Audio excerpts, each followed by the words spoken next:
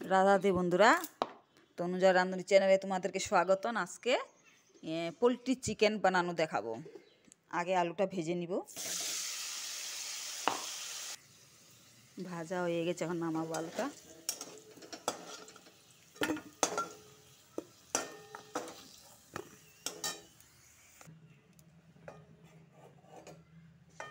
মাংসটা এখন ঢেকে দিব, ব্রয়লার পোলট্রি মাংস।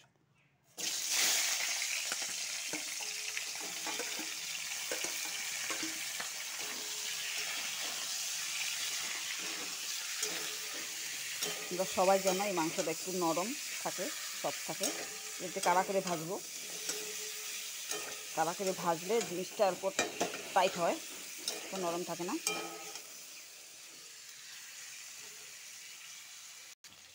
ভাজা হয়ে গেছে।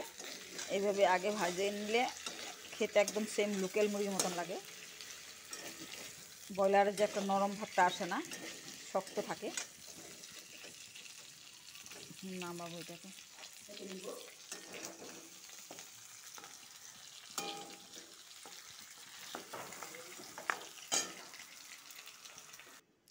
ওই তেল আর একটু তেল দিয়ে দিব, বেশি তেল দিব না। ব্রয়লারে এমনি তেল থাকে। তেজপাতা ঢালবো,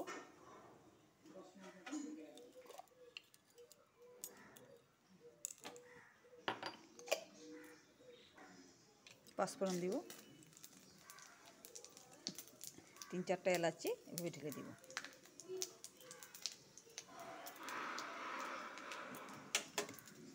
হয়ে গেছে। টমাটো কুচি, লঙ্কা কুচি, রসুনের কুচি, পেঁয়াজের কুচি একসাথে ঢেলে দিব।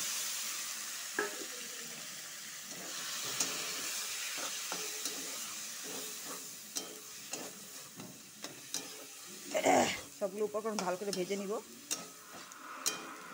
রসুন, পেঁয়াজ, টমেটো আর কাঁচা লঙ্কা সব একসাথে ভাজবো।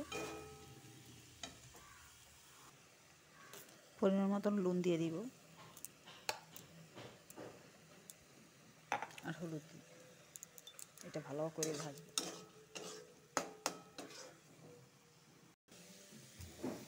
ভাজা ভাজা হয়ে গেছে। এখন আদার পেস্ট, জিরার পেস্ট, ধনিয়ার পেস্ট ঢেলে দেব। চিকেনের গরুটা ঢেলে দেব। এর সাথে ভালো করে ভাজবো।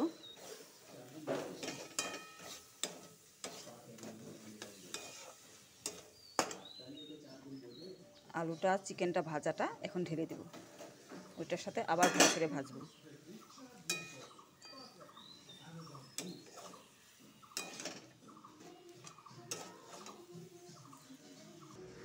মশলাটা ভাজা ভাজা হয়ে গেছে। আজকে বাড়িতে একটা ডাব এনেছিল, ডাব খাওয়াইছে। ডাবের ভিতরে অংশটা একটু ঢেলে দিব। তোমরা থাকলে দিতে পারো, না থাকলে নাও দিতে পারো। এটা ছিল বলে ঢেলেছি। এর সাথে একটু হিলাইলি করবো।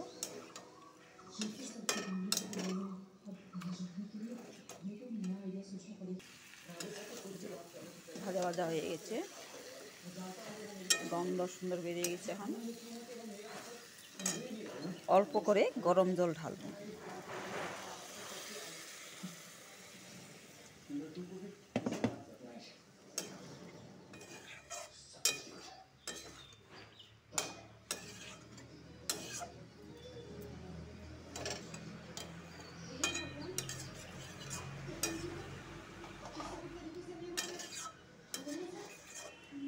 গরম জল ঢেলে 2 মিনিট মতন ঢেকে দেব। উঠাই দেখবো, এই দেখো সেম পোলট্রি মুরগি, লোকাল মুরগি মতন হয়ে গেছে। খেতে একদম সেম লোকাল মুরগির মতন লাগে এইভাবে বানিয়ে খেলে।